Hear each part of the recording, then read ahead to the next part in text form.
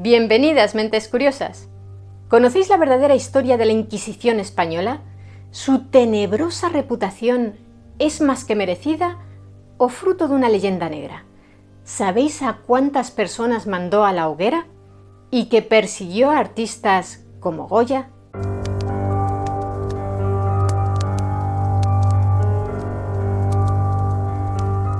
Torquemada, hoguera, tortura. Pocas instituciones históricas evocan un terror tan inmediato y visceral como la Inquisición española. Su nombre se ha convertido en sinónimo de fanatismo, crueldad y oscurantismo. Pero, ¿y si gran parte de lo que creemos saber sobre ella es una exageración, el resultado de una de las campañas de propaganda más exitosas y prolongadas?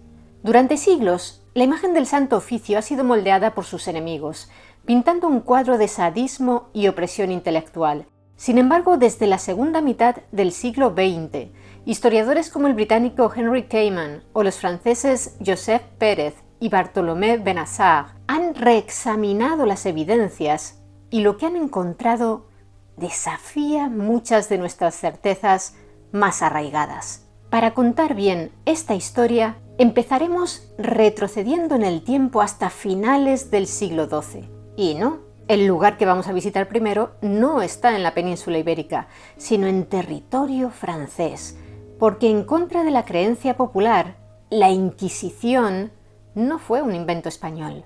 Su origen se sitúa en el sur de Francia, en la provincia histórica del Languedoc, ubicada en el corazón de la gran región cultural de Occitania, que abarcaba todo el tercio sur de la Francia actual, además de Mónaco, el Valle de Arán en España y algunos valles en Italia.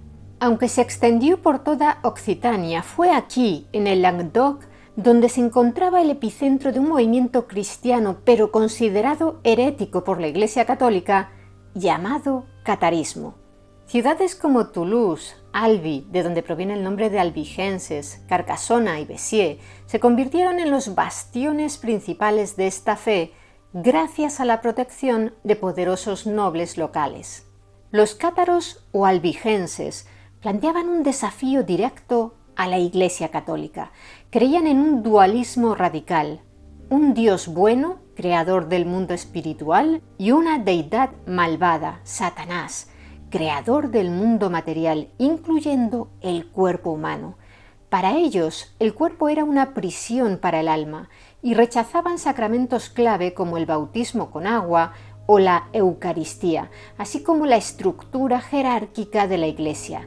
De hecho, consideraban a la Iglesia de Roma una organización corrupta y materialista, apegada a los lujos, y denunciaban que el camino que había tomado era muy diferente al de la verdadera Iglesia creada por los apóstoles. El ascetismo, la pureza de vida y la solidaridad de los cátaros atrajeron a muchos seguidores en el sur de Francia, y la Iglesia, ante su pérdida de poder en la región, consideró a los cátaros una seria amenaza. El Papa Inocencio III envió misiones de predicación a la región para intentar que aquellas ovejas descarriadas volvieran al redil, pero fracasó. Y la gota que colmó el vaso fue el asesinato en enero de 1208 de uno de los legados papales, Pierre de Castelnau. Este crimen fue el detonante para que el sumo pontífice tomara la decisión de convocar ese mismo año una cruzada, la Cruzada Albigense, para combatir este movimiento herético. Tras 2 décadas de enfrentamiento bélico entre los cruzados y los nobles de la región, el catarismo desapareció, el Languedoc perdió su independencia y surgió la Inquisición. La Cruzada Albigense había servido de laboratorio para la represión organizada de la herejía dentro de Europa, y su éxito sentó las bases para el establecimiento de una institución diseñada para perseguir y juzgar la disidencia religiosa. Fue el Papa Gregorio IX quien creó en 1231 un tribunal especial, una inquisitio, investigación, para detectar y juzgar a los herejes de forma sistemática. Esta tarea fue encomendada a la recién fundada Orden de los Dominicos, que actuarían como jueces especiales bajo la autoridad directa del sumo pontífice, saltándose a los obispos locales, a menudo ineficaces o incluso simpatizantes de los cátaros. Esta primera Inquisición, la medieval, era por tanto un instrumento reactivo de la autoridad papal, diseñado para suprimir una amenaza doctrinal específica que había puesto en jaque los cimientos de la cristiandad. Pero ¿cuándo y cómo surgió la Inquisición española? Para dar respuesta a esa pregunta, vamos a situarnos unos 250 años más tarde, y esta vez sí, nos quedaremos en la península ibérica. A finales del siglo XV, en los reinos de Castilla y Aragón, recién unidos por el matrimonio de Isabel y Fernando. El territorio que gobernaban era un mosaico de culturas en el que convivían cristianos, judíos y musulmanes. El proyecto político de los reyes católicos era claro: forjar un reino unificado, centralizado y homogéneo, no solo en lo territorial, sino también en lo religioso. El catalizador para la creación de una nueva Inquisición fue el llamado problema converso. Tras las violentas persecuciones y matanzas de judíos de 1391, decenas de miles de ellos se habían convertido al cristianismo para salvar la vida. Estos cristianos nuevos o conversos ascendieron rápidamente en la escala social, ocuparon puestos importantes en la administración, en las finanzas e incluso en la iglesia, lo que generó un profundo resentimiento entre los cristianos viejos. Sobre los conversos recaía la sospecha constante de que su adhesión a la nueva fe no era sincera y que en secreto seguían practicando el judaísmo, lo que se conocía como criptojudaísmo. Esto podía incluir prácticas tan sutiles como encender velas limpias el viernes por la noche, no comer cerdo, lavar la carne para quitarle la sangre o guardar ayuno en fechas judías. En ciudades como Sevilla, predicadores como el dominico Alonso de Ojeda, prior del convento de San Pablo con gran capacidad para mover a las masas desde el púlpito, avivaban las llamas del odio, denunciando a los conversos de la ciudad, que formaban una comunidad muy numerosa y próspera, como falsos cristianos que seguían practicando su antigua religión. Ojeda exigía a los reyes una solución drástica para aquella situación. Isabel y Fernando vieron en esta tensión social una amenaza para su proyecto de unificación. La solución que encontraron fue decisiva y marcaría la diferencia fundamental con la Inquisición medieval. En 1478 solicitaron al Papa Sixto IV una bula que les autorizaba a establecer una Inquisición, pero con una condición clave: serían los propios monarcas y no el sumo pontífice quienes nombrarían a los inquisidores. Este hecho transformó por completo la naturaleza de la institución. La Inquisición española no nació para servir al Papa, nació para servir a la corona. Se convirtió en un consejo de Estado al mismo nivel que el de Hacienda o el de Indias. Su objetivo no era meramente doctrinal, era una herramienta política para imponer la homogeneidad religiosa y social, eliminar focos de disidencia y consolidar el poder real. Tras obtener la bula papal, los reyes católicos nombraron en septiembre de 1480 a los dos primeros inquisidores, los dominicos Miguel de Morillo y Juan de San Martín, para instaurar la Inquisición en Sevilla. Y se armó una buena. Entre los historiadores existe cierto debate sobre cómo sucedieron en realidad las cosas, pero muchos coinciden en que al poco tiempo de llegar Morillo y San Martín a Sevilla, un grupo de influyentes conversos, entre ellos un acaudalado comerciante llamado Diego de Susán, considerado uno de los líderes de la comunidad conversa sevillana, organizaron en respuesta a la creación de la Inquisición una conspiración secreta para llevar a cabo un levantamiento armado a fin de matar a los dos inquisidores y a las principales autoridades de la ciudad. Sin embargo, el complot fue descubierto y los conspiradores ejecutados. ¿Cómo supieron las autoridades lo que tramaban?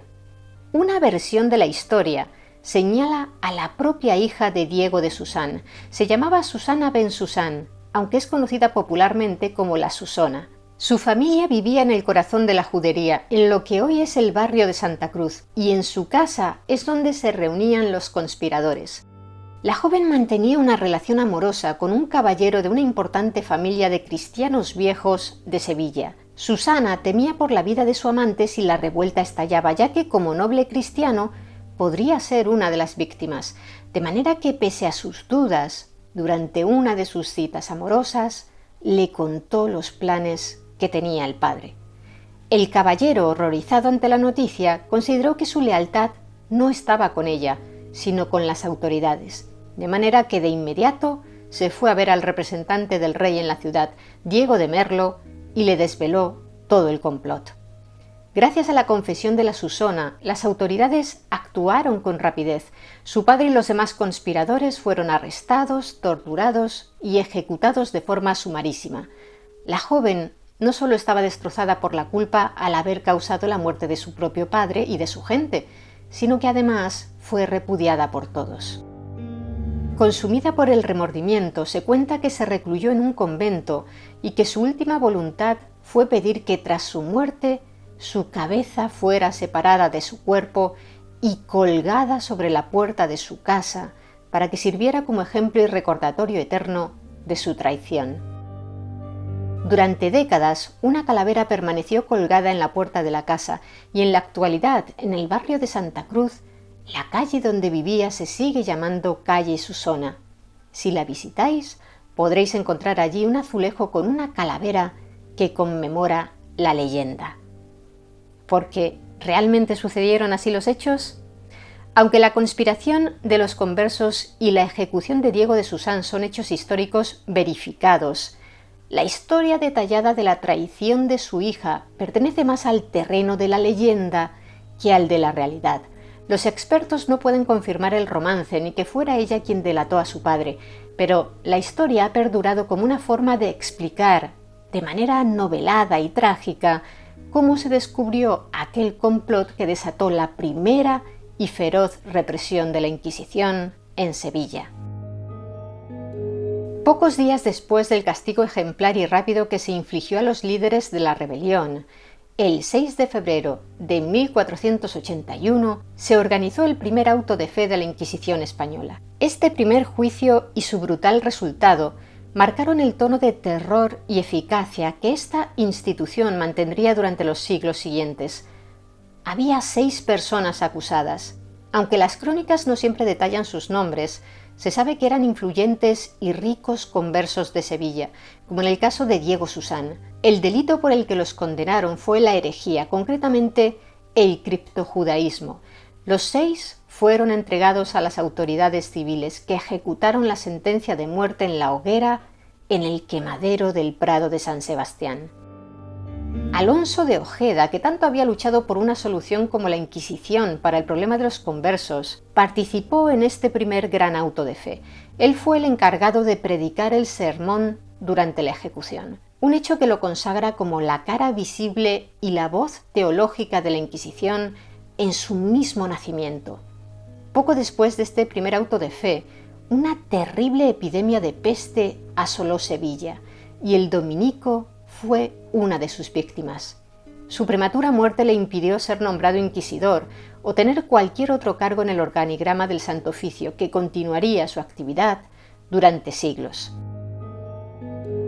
La actuación inicial de la Inquisición española en Sevilla fue tan feroz que provocó el pánico y la huida masiva de conversos, sentando las bases de su temible reputación. La política de una corona, una fe, se completaría en 1492 con la expulsión de los judíos que se negaron a convertirse, una medida que respondía a la misma lógica de unificación forzosa. Hablar de la Inquisición española supone, inevitablemente, hablar de Fray Tomás de Torquemada. Su nombre se ha convertido en sinónimo de terror y fanatismo religioso, y no sin razón. Fue el primer inquisidor general, es decir, la máxima autoridad oficial de la Inquisición española, y el arquitecto que convirtió esta institución en la temible y eficiente maquinaria de control que fue durante siglos. ¿Pero quién fue este hombre? un fraile dominico que pertenecía a la orden de predicadores, la misma que había estado a cargo de la Inquisición medieval. Su puesto como confesor personal de Isabel la Católica le había otorgado una influencia inmensa y un acceso directo al poder. Fue él quien, junto a otros como Alonso de Ojeda, convenció a los reyes de la necesidad de instaurar un nuevo y poderoso santo oficio en Castilla. Irónicamente, el propio Torquemada descendía de judíos conversos, un hecho que quizás influyó en su celo implacable por demostrar su propia ortodoxia y perseguir a los que consideraba falsos cristianos. Aunque la Inquisición fue creada en 1478, fue Torquemada, al ser nombrado inquisidor general en 1483, quien le dio su forma definitiva.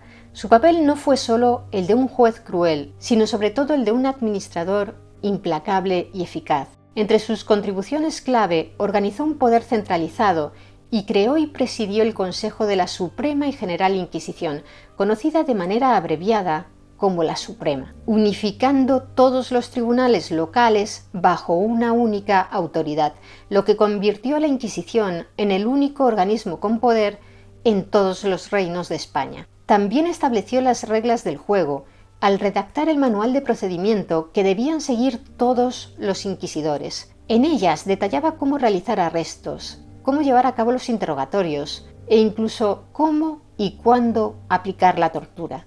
Durante sus 15 años en el cargo, que ocupó hasta su muerte en 1498, Torquemada supervisó la expansión de la Inquisición por toda España y presidió su periodo más mortífero. Se estima que bajo su mandato fueron quemadas en la hoguera unas 2000 personas. Eso sí, es fundamental entender que la mayoría de estas ejecuciones fueron o bien simbólicas, lo que se conoce como en efigie. Si el acusado huía o moría antes de la sentencia, se fabricaba un muñeco o efigie que lo representaba y era ese muñeco lo que quemaban en la hoguera como un acto simbólico, o de personas que en realidad ya estaban muertas cuando las colocaban en la pira, porque si el reo se arrepentía en el último momento y confesaba y pedía perdón, se le concedía el acto de misericordia de ser estrangulado con el garrote vil para que fuera su cadáver lo que se quemara en la hoguera. Se cree que el número de personas que sufrieron el tormento de ser quemadas vivas fue una fracción muy reducida del total, aunque es imposible determinar una cifra exacta.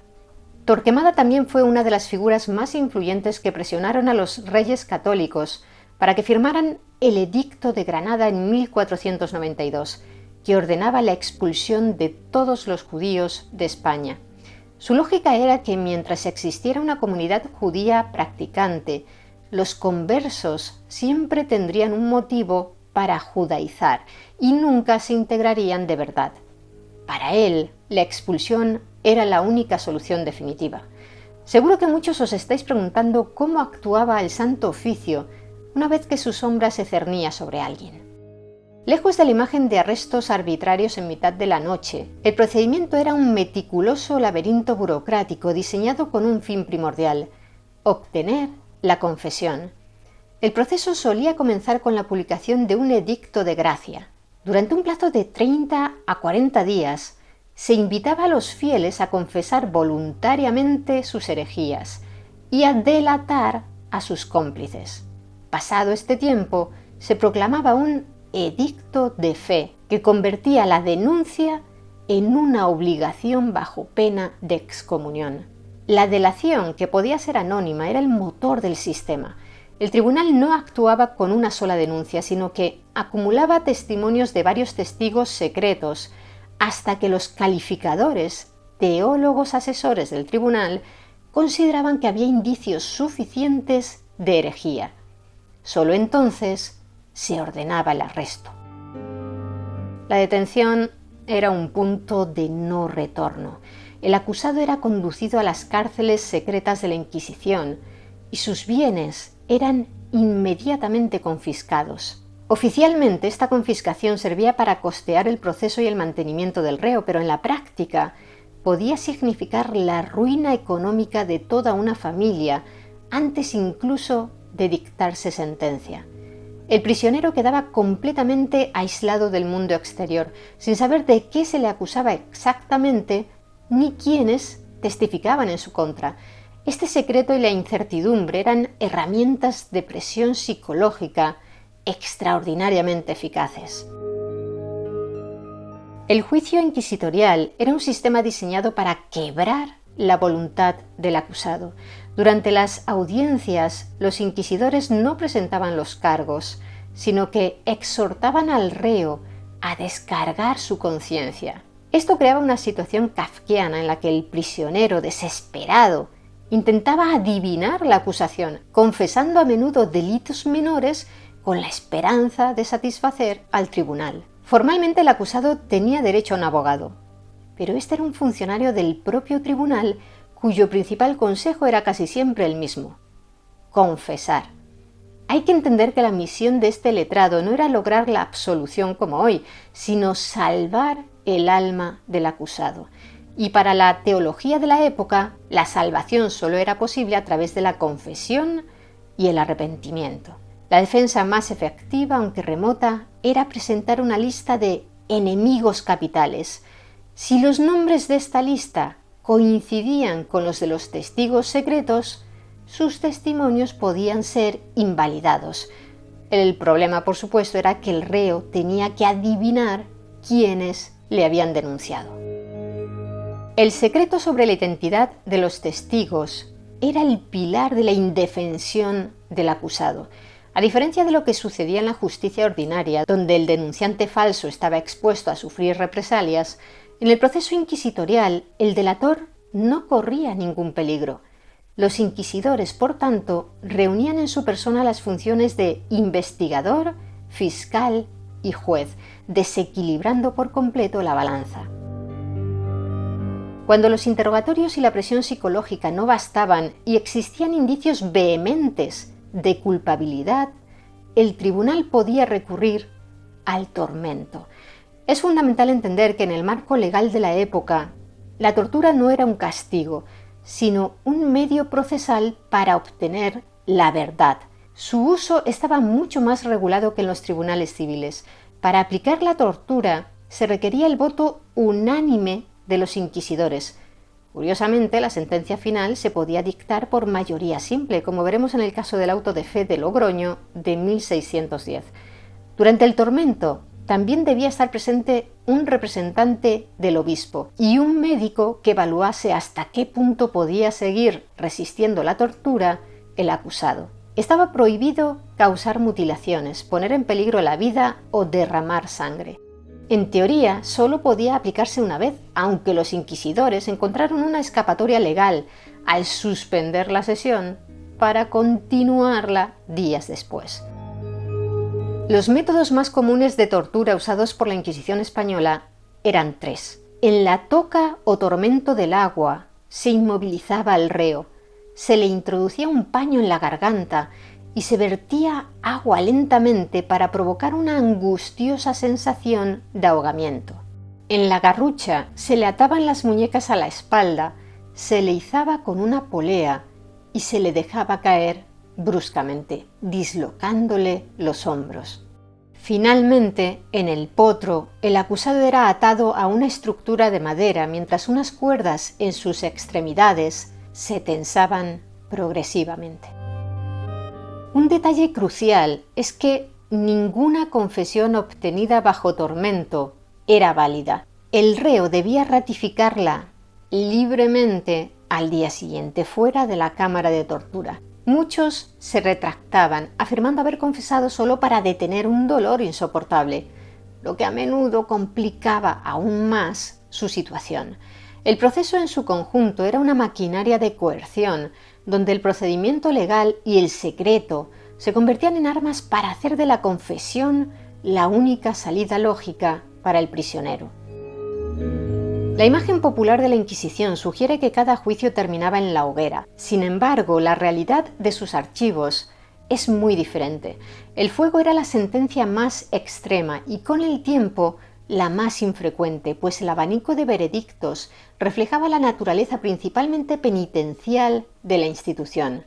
Eso sí, La absolución era casi inexistente, ya que un proceso no se iniciaba sin una convicción previa de culpabilidad. A veces podía producirse la suspensión del proceso, que archivaba el caso, pero dejaba al acusado bajo la amenaza constante de su reapertura. La penitencia era el resultado más común, desde multas, azotes públicos o peregrinaciones forzosas, hasta la obligación de llevar el San Benito, una túnica que señalaba el delito y conllevaba una enorme humillación social. La reconciliación se aplicaba a los herejes arrepentidos, quienes, aunque salvaban la vida, sufrían graves consecuencias: confiscación total de bienes y penas como la cárcel perpetua, a menudo conmutable, o el servicio como remero en las galeras reales. La pena capital era la relajación al brazo secular.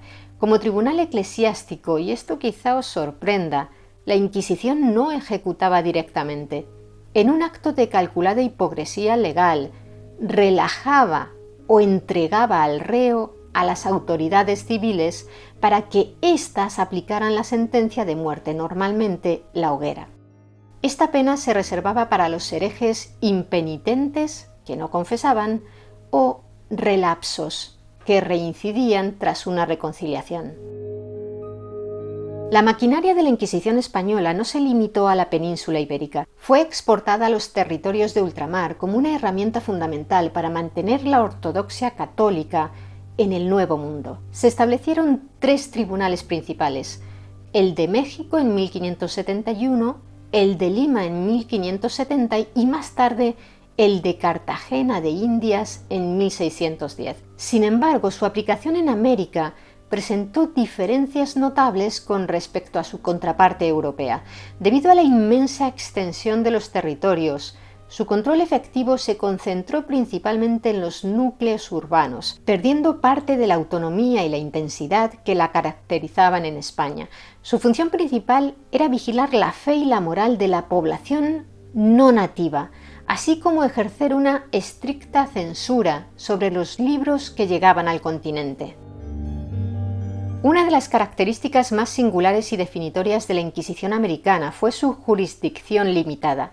De manera oficial y por orden de la corona, los nativos quedaron excluidos de ser procesados por el Santo Oficio. La justificación teológica era que se les consideraba neófitos o plantas nuevas en la fe, es decir, conversos recientes que aún estaban en proceso de aprendizaje y no debían ser sometidos al mismo rigor que los cristianos viejos. Los delitos contra la fe cometidos por la población nativa eran juzgados por los obispos y tribunales eclesiásticos ordinarios, a través de una institución conocida como el Provisorato de Naturales. Por lo tanto, el Santo Oficio en América centró su atención en los colonos europeos, criollos, mestizos y personas de ascendencia africana, persiguiendo delitos como el luteranismo, el criptojudaísmo, la blasfemia, la bigamia y la brujería. A pesar de esta exclusión de la mayoría de la población, la actividad inquisitorial en América fue real y temida. Sus principales víctimas fueron los sospechosos de judaizar, especialmente comerciantes portugueses, así como algunos protestantes capturados en los puertos. Aunque su letalidad fue considerablemente menor que en las primeras décadas en España, no fue inexistente. El Tribunal de México procesó aproximadamente 2.500 casos y dictó unas 100 ejecuciones a lo largo de su historia. El de Lima, unos 1.500 casos con cerca de 50 ejecuciones. Y el de Cartagena, alrededor de 800 casos que resultaron en unas 20 ejecuciones. Estas cifras, aunque lejos de los mitos de la leyenda negra, demuestran que el Santo Oficio fue un instrumento de control social y religioso efectivo y en ocasiones mortal en los virreinatos españoles. Por cierto, seguramente algunos estaréis pensando, ya, ¿y qué hay de la famosa quema de los códices mayas? Este episodio, el tristemente célebre auto de fe de Maní de 1562, fue efectivamente un acto inquisitorial devastador para la cultura nativa, orquestado por el fraile franciscano Diego de Landa. Sin embargo, es crucial entender que no fue obra del Tribunal del Santo Oficio que hemos descrito. Landa actuó bajo la autoridad de la llamada Inquisición monástica, una fase inicial y menos regulada en la que los obispos y las órdenes religiosas tenían poder para perseguir la idolatría. Los tribunales formales del Santo Oficio, establecidos en América a partir de 1570, tenían explícitamente prohibido procesar a la población nativa, a la que, como hemos visto, consideraban neófita en la fe. Por tanto, aunque la destrucción de los códices fue un acto de celo inquisitorial, provino de una estructura eclesiástica previa y distinta al Tribunal de la Inquisición española que operó formalmente en los virreinatos. Volviendo a la península ibérica, uno de los casos más emblemáticos de autos de fe de la Inquisición española fue el que se celebró en Logroño los días 7 y 8 de noviembre de 1610. En el contexto de una masiva histeria por brujería en el País Vasco francés, que se extendió a los valles de Navarra, especialmente a la localidad de Zugarramurdi, cientos de personas, presionadas por el pánico y la tortura, confesaron haber participado en aquelarres, haber adorado al demonio en forma de macho cabrío, haber fabricado pócimas y haber causado todo tipo de males. Como resultado, la Inquisición de Logroño organizó un gigantesco auto de fe por el que procesó a cientos de personas. Para el gran auto de fe final se seleccionó a los 29 acusados considerados más culpables. La ceremonia fue un evento masivo, celebrado en una plaza de Logroño ante miles de espectadores, llegados de distintas partes de la península y de Francia. El juicio se leyó durante 2 días enteros debido a la gran cantidad de acusados y la complejidad de las sentencias. 18 personas fueron reconciliadas, es decir, confesaron, se arrepintieron y recibieron castigos como la confiscación de sus bienes, cárcel o llevar el San Benito. Y 11 personas que insistieron en defender su inocencia corrieron peor suerte. Fueron condenadas a la hoguera.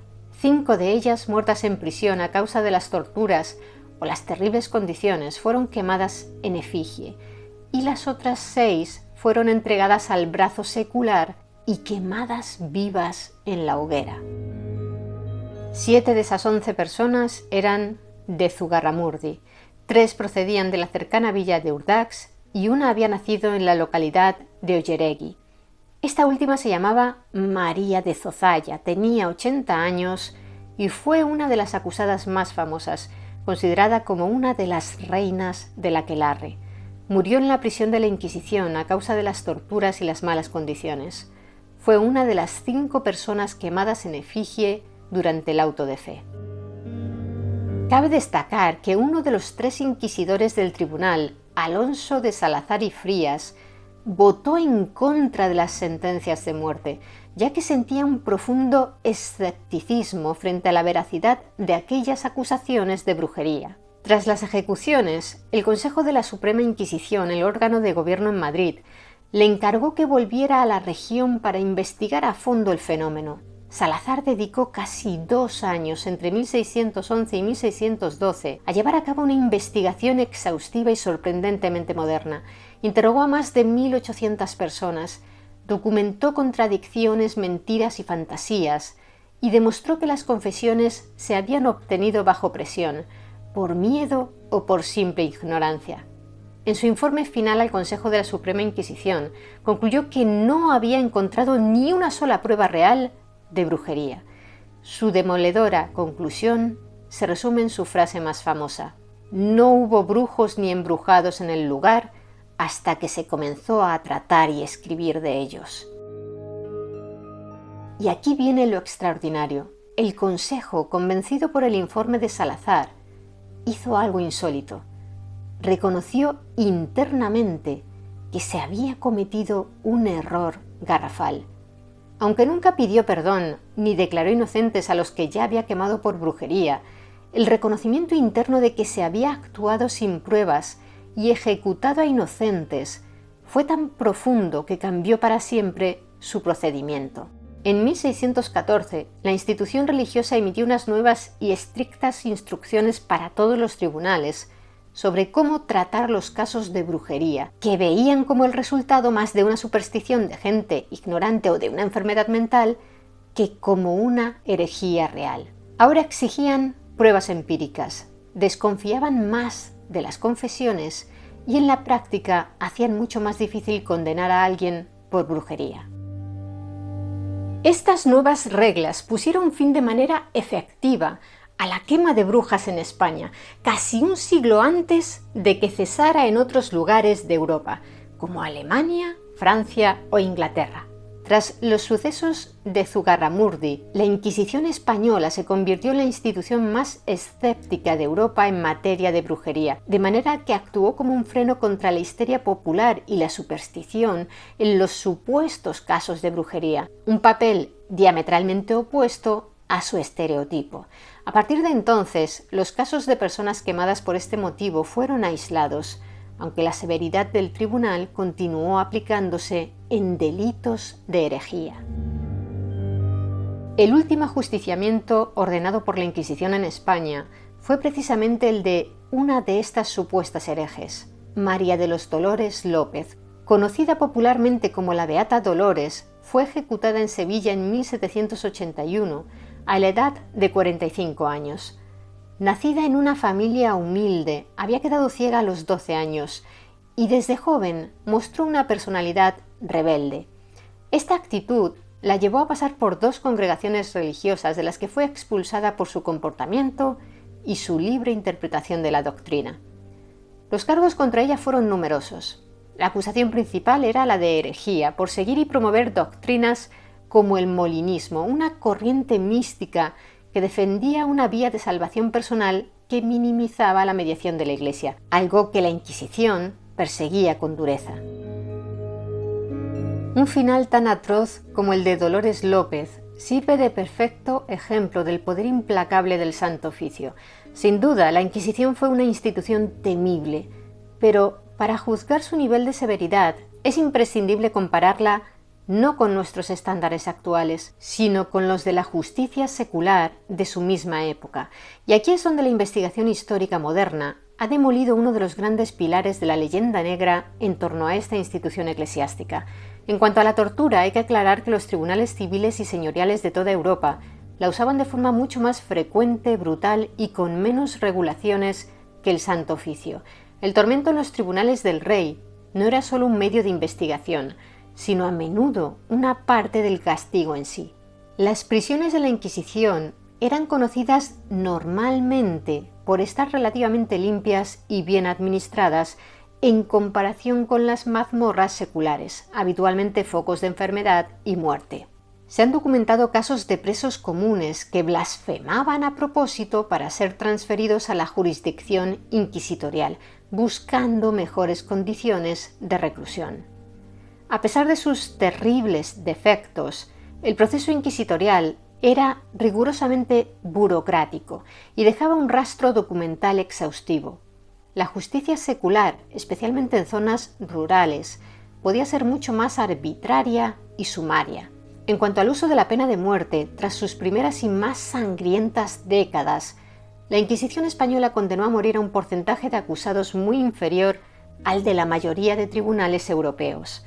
El historiador francés Bartholomé Benassar estima que a partir de 1530, menos del 2% de los procesados por la Inquisición recibieron la pena capital, frente a un 10% o más en la justicia civil para delitos graves.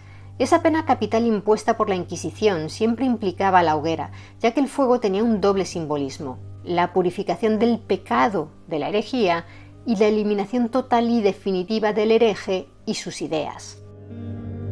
¿Y cuántos condenados terminaron en la hoguera de la Inquisición española? Las cifras que a menudo se citan provienen del exsecretario de la Inquisición, Juan Antonio Llorente, quien a principios del siglo XIX, y como férreo opositor a la institución, calculó que unas 32.000 personas fueron quemadas, una cifra que incluye a aquellos que recibieron primero la misericordia del garrote vil.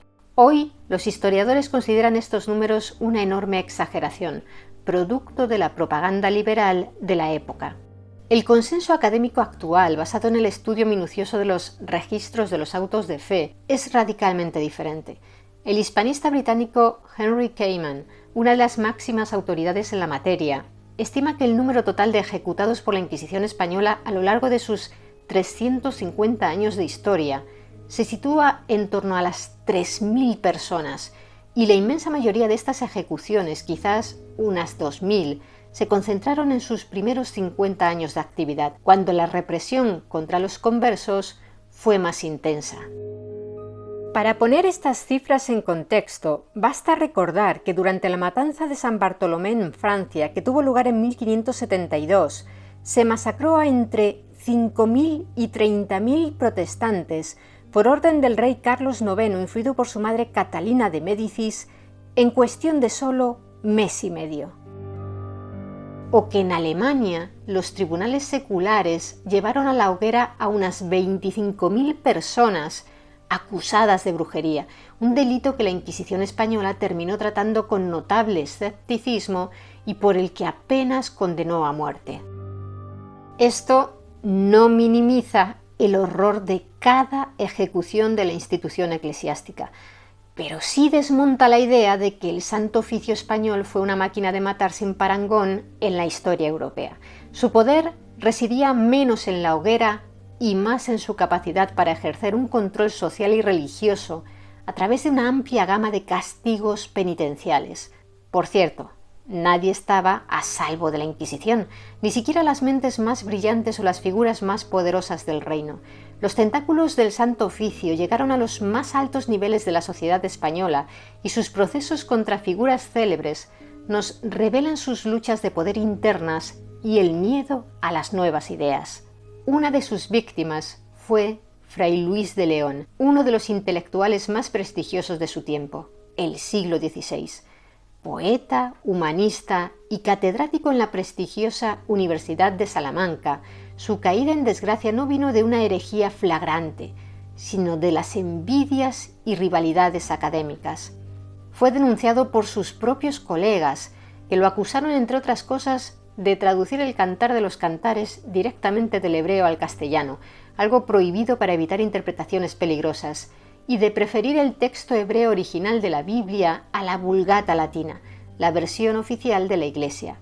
Fue arrestado el 27 de marzo de 1572 y pasó casi 5 años en la cárcel de la Inquisición en Valladolid, antes de ser finalmente absuelto de todos los cargos.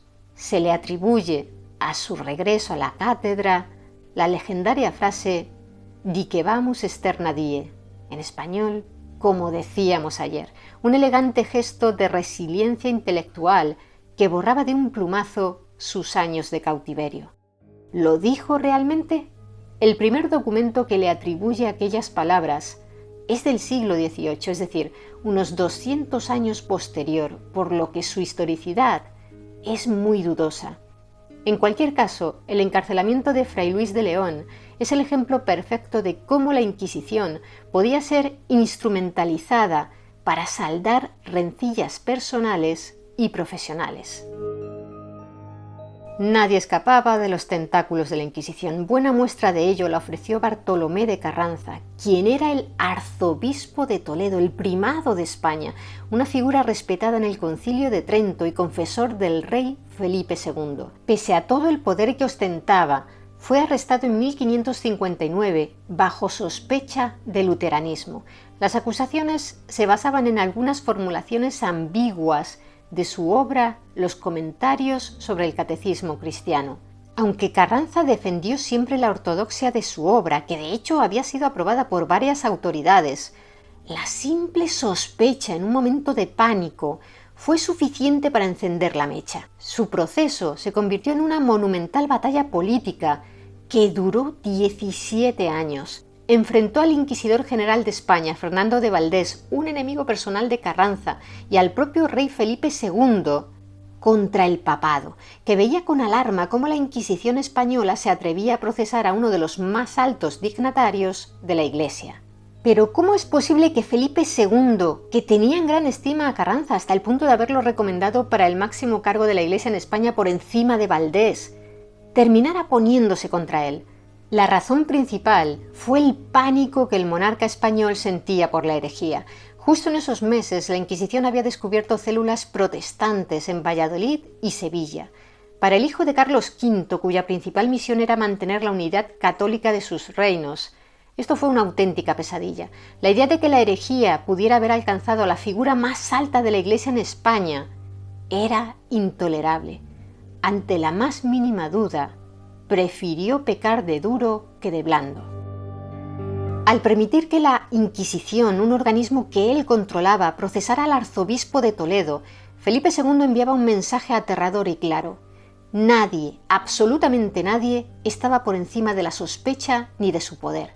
Era una demostración de que su compromiso con la ortodoxia era total y que sacrificaría a cualquiera para defenderla. Asimismo, pesó en su decisión la presión que Valdés y sus aliados ejercieron sobre el rey, a quien convencieron de que el caso Carranza era la punta del iceberg de una conspiración herética que amenazaba la estabilidad del reino.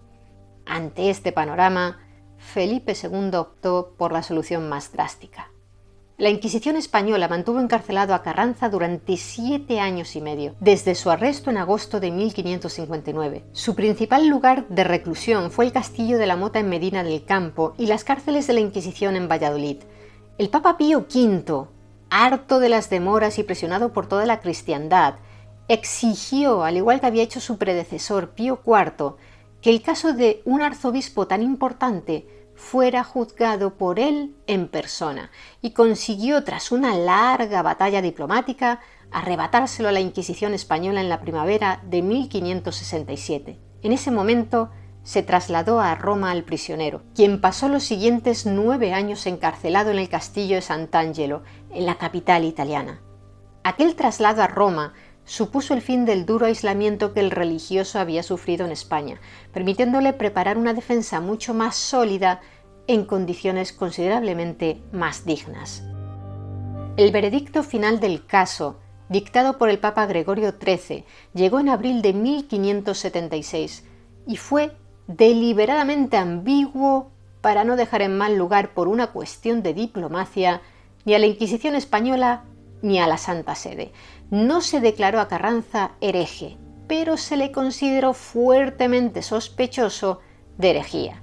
Bartolomé de Carranza, que por cierto siguió ostentando el título de arzobispo de Toledo durante el largo proceso, aunque en la práctica no podía gobernar su archidiócesis, ni nombrar cargos, ni recibir sus rentas, murió en Roma apenas 18 días después, sin haber recuperado nunca su libertad. Una curiosidad. ¿Sabéis quién lo sucedió en el cargo de arzobispo de Toledo? No, no fue su máximo enemigo, Valdés, que para entonces ya había muerto. Sin embargo, la elección de su sustituto no deja de ser paradójica y muy simbólica. Gaspar de Quiroga y Vela. Quizá el nombre no os diga gran cosa, pero en el momento de su nombramiento era el Inquisidor General de España, cargo que ocupaba desde 1573. Esto significa que el hombre que había sido la víctima más famosa de la Inquisición fue sucedido en el cargo más importante de la Iglesia en España por el propio jefe de la Inquisición. Si seguimos buscando a víctimas ilustres de la Inquisición española, ya en el siglo de las luces, el XVIII, nos topamos con el increíble caso del criollo Pablo de Olavide, nacido en Lima en 1725, que escenificó el choque frontal entre el viejo orden y las nuevas ideas de la Ilustración.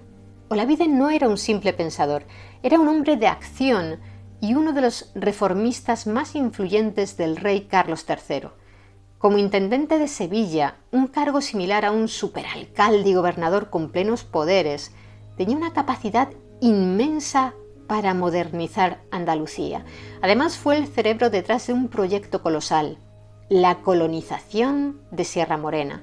Su plan consistía en repoblar con miles de colonos católicos alemanes, flamencos y suizos zonas desiertas y peligrosas de la sierra, por donde los bandoleros campaban a sus anchas. El objetivo era crear comunidades modelo basadas en los principios ilustrados de la agricultura, el trabajo y la educación, buscando escapar tanto del control de la nobleza como de las supersticiones populares. El salón que Olavide tenía en Sevilla era un ejemplo de modernidad, un lugar donde no ocultaba su admiración por pensadores prohibidos como Voltaire y Rousseau. Denunciado por sus enemigos, la Inquisición le imputó cargos que, bajo la acusación formal de herejía, representaban un juicio a todo su proyecto ilustrado. Concretamente, lo acusaron de poseer y leer libros prohibidos, realizar declaraciones irreverentes contra la ignorancia de parte del clero y promover una visión del mundo secular, donde la razón se anteponía a la doctrina religiosa. En esencia, la Inquisición no juzgó un acto concreto, sino su entera influencia como reformista que amenazaba el orden tradicional.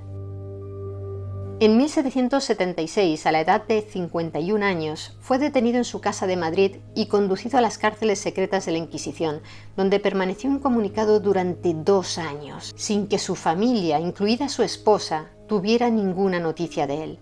Su juicio culminó en 1778 con el último gran auto de fe público del Santo Oficio.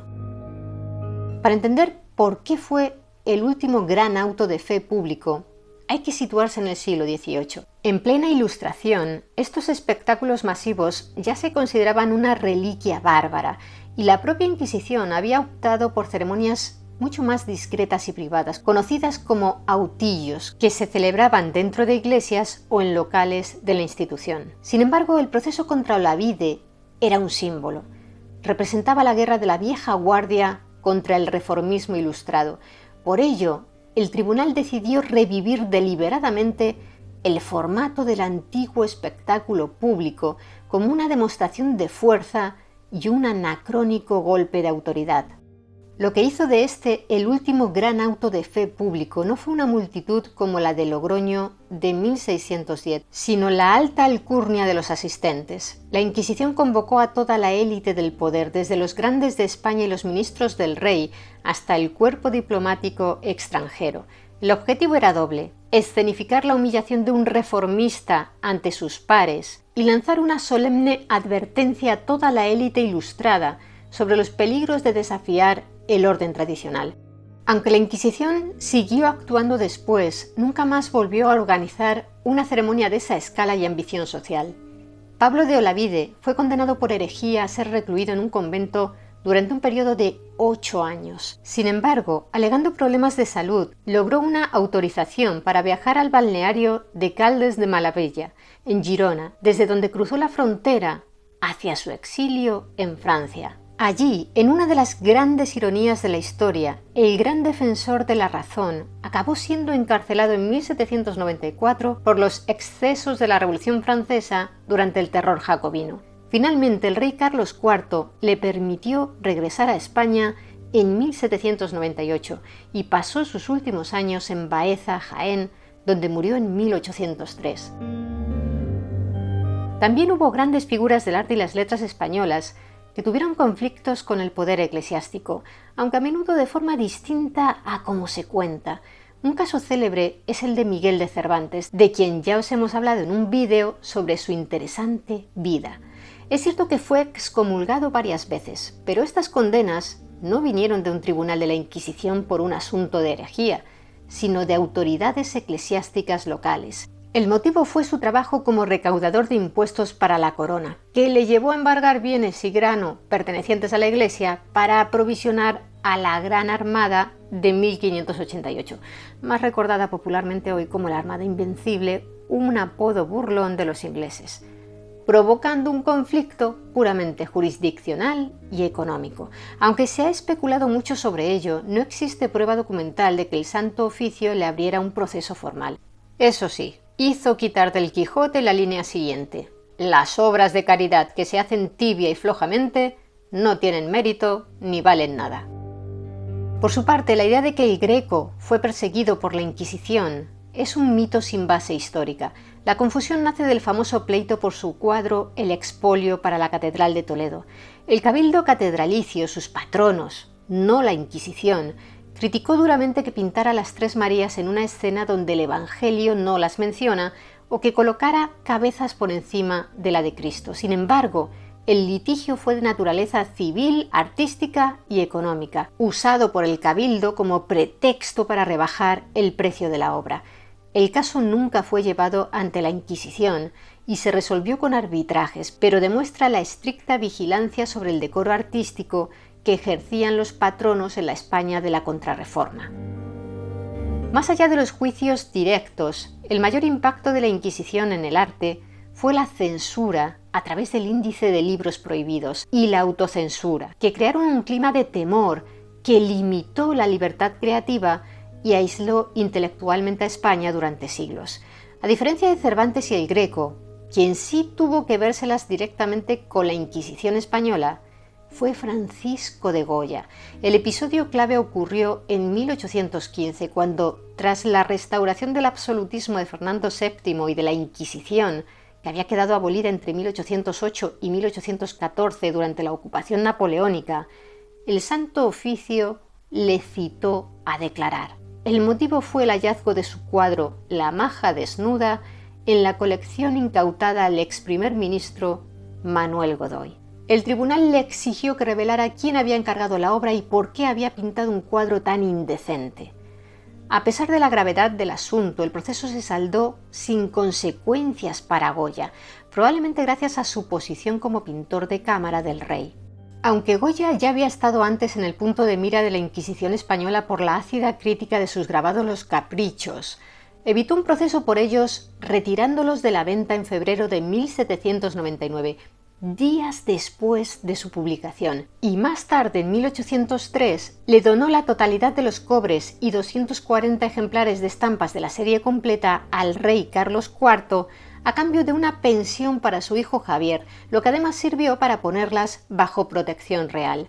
Su preocupación por la irracionalidad de la época quedó plasmada en su famoso cuadro de gabinete, Auto de fe de la Inquisición. En la escena vemos a varios reos con sanbenitos y capirotes.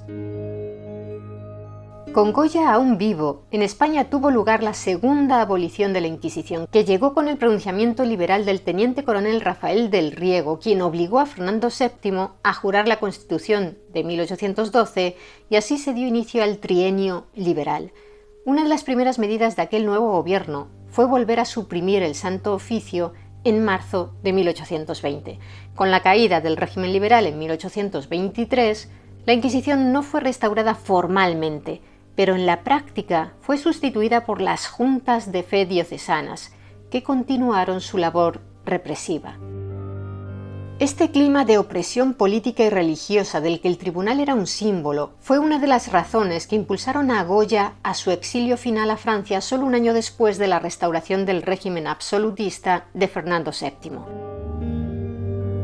La última persona ejecutada en España por un tribunal de tipo inquisitorial fue el maestro de escuela Cayetano Ripoll. No lo condenó la Inquisición, que como hemos visto ya no existía formalmente, sino una de las juntas de fe de Valencia que la sustituyeron. Lo acusaron de cargos como no acudir a misa ni llevar a sus alumnos a ella, no salir a la puerta para saludar el paso de la procesión y comer carne el viernes. Fue ahorcado en 1826 por no adherirse a la doctrina católica, en un caso que provocó un gran escándalo en toda Europa. En cuanto a Goya, falleció en Burdeos en 1827, de manera que no vivió la alegría de ser testigo de la abolición de estas juntas de fe, lo que en la práctica supuso la desaparición definitiva de la alargada sombra de la Inquisición española.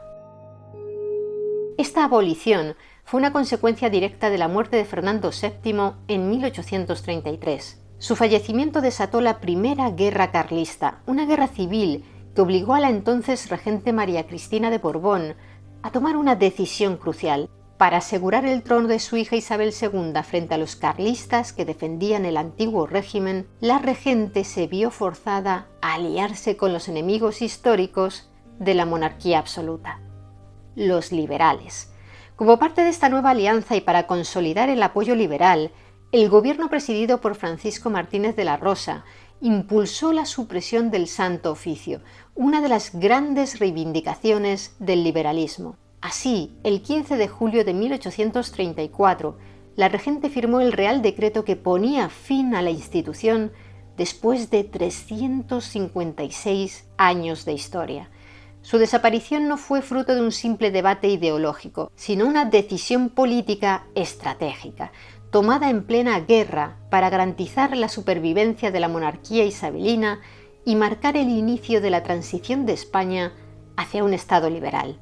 La Inquisición había nacido como una herramienta política de los reyes católicos para consolidar el poder de la monarquía y unificar el Estado, y acababa sus días también por razones puramente políticas, en este caso de los Borbones. Hemos visto que la Inquisición española, aunque temible, no fue el monstruo que la leyenda nos cuenta. Entonces, ¿de dónde viene esa imagen tan arraigada en nuestra cultura? La respuesta no está solo en sus salas de juicio, sino en las imprentas de Ámsterdam, Londres y Frankfurt. En el siglo XVI, España era la superpotencia global. Su imperio se extendía por todo el mundo y su poder militar era hegemónico en Europa. Para sus rivales, principalmente las provincias holandesas en plena rebelión por su independencia, e Inglaterra bajo el reinado de Isabel I, enfrentarse a España en el campo de batalla era una tarea titánica. Por ello, abrieron un segundo frente, la guerra de propaganda. La recién inventada imprenta se convirtió en el arma perfecta para socavar la autoridad moral y política del Imperio español. El conflicto se enmarcó como una lucha épica entre la libertad protestante y la tiranía católica, y la Inquisición española fue presentada como la encarnación perfecta de esa tiranía. La estrategia propagandística fue sencilla y devastadora. Se tomaron elementos reales de la Inquisición, como el secreto, la tortura y los autos de fe, se despojaron de todo contexto comparativo con otras justicias de la época y se exageraron hasta alcanzar proporciones grotescas. Panfletos y grabados de una crudeza espeluznante circularon por toda Europa, mostrando supuestos instrumentos de tortura y masacres en la hoguera que nunca existieron. Dos textos fueron fundamentales para cimentar esta imagen. El primero, la brevísima relación de la destrucción de las Indias, escrita por el fraile español Bartolomé de las Casas. Su obra, una denuncia apasionada de los abusos cometidos por algunos conquistadores contra los nativos de América, fue instrumentalizada por los enemigos de España. Se tradujo a múltiples idiomas y se presentó no como la crítica interna del religioso, sino como la prueba irrefutable de una crueldad innata en el carácter español. El segundo texto clave fue la Exposición de algunas mañas de la Santa Inquisición española, publicado en 1567 bajo el seudónimo de Reginaldus Gonsalvius Montanus. Este libro, probablemente escrito por protestantes españoles exiliados, se convirtió en un bestseller europeo y fue la fuente principal para la mayoría de las historias de horror sobre el Santo Oficio, consolidando la narrativa de la leyenda negra.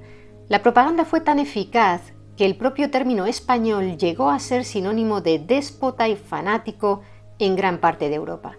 El concepto de leyenda negra fue acuñado en 1914 para describir esta campaña de desprestigio por el historiador, periodista, sociólogo y traductor Julián Juderías, de ideología conservadora. Historiadores como Henry Kamen sostienen que esta leyenda es en esencia un mito histórico, una construcción propagandística nacida del conflicto político y religioso del siglo XVI. Curiosamente, Kamen, que no niega la violencia de los españoles en su invasión de América, pero sí defiende la idea de que España no fue la única ni más cruel que otras potencias, también señala que muchas de las críticas más duras contra las instituciones españolas no vinieron de extranjeros, sino de los propios españoles, especialmente de los liberales del siglo XIX que usaron la Inquisición como símbolo del absolutismo y el atraso que combatían. El resultado de esta campaña fue la transformación de una institución de control social interno con sus luces y muchas sombras en el símbolo universal de la barbarie española.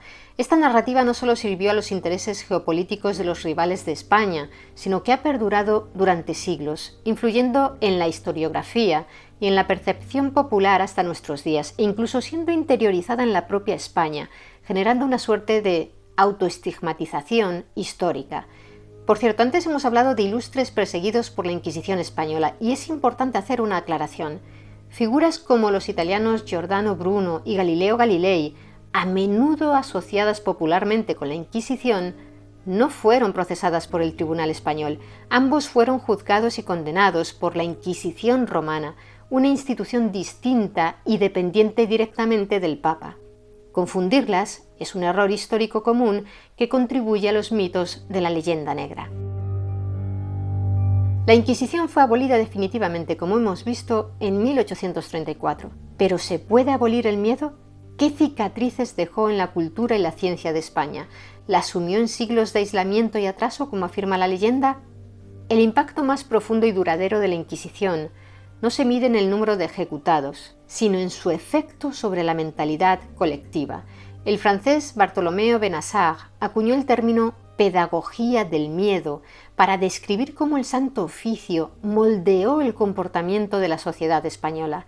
La amenaza constante de la denuncia, que podía surgir de una conversación privada, una disputa vecinal o una enemistad personal, generó un clima de desconfianza y conformismo. Este ambiente fomentó una arraigada cultura de la autocensura. Intelectuales, escritores, científicos y ciudadanos de a pie aprendieron que la prudencia consistía en evitar temas controvertidos, en no cuestionar el dogma y en no destacar demasiado. El pensamiento original o la simple curiosidad podían ser peligrosos. Los espectaculares autos de fe, aunque infrecuentes, funcionaban como un recordatorio teatral y aterrador de las consecuencias de desviarse de la norma, reforzando este control social invisible pero omnipresente. El silencio se convirtió en una estrategia de supervivencia. Una de las herramientas clave de este control fue la censura, materializada en el índice de libros prohibidos. La Inquisición española publicó su primer índice en 1551 y fue a menudo más estricto que el de Roma, llegando a prohibir obras de grandes humanistas como Erasmo de Róterdam o incluso la lectura de la Biblia en lenguas vernáculas. Sin embargo, la historiografía reciente, especialmente la de Henry Kamen, ha cuestionado la eficacia real de esta barrera de papel. La Inquisición simplemente carecía de los recursos humanos y materiales para vigilar eficazmente las extensas fronteras y los numerosos puertos. Los libros prohibidos entraban de contrabando, especialmente desde Francia e Italia, a través de la Corona de Aragón, donde los controles fueron más laxos durante mucho tiempo. Además, una gran parte de las obras prohibidas estaban escritas en latín o en idiomas como el alemán o el holandés, inaccesibles para la inmensa mayoría de la población española.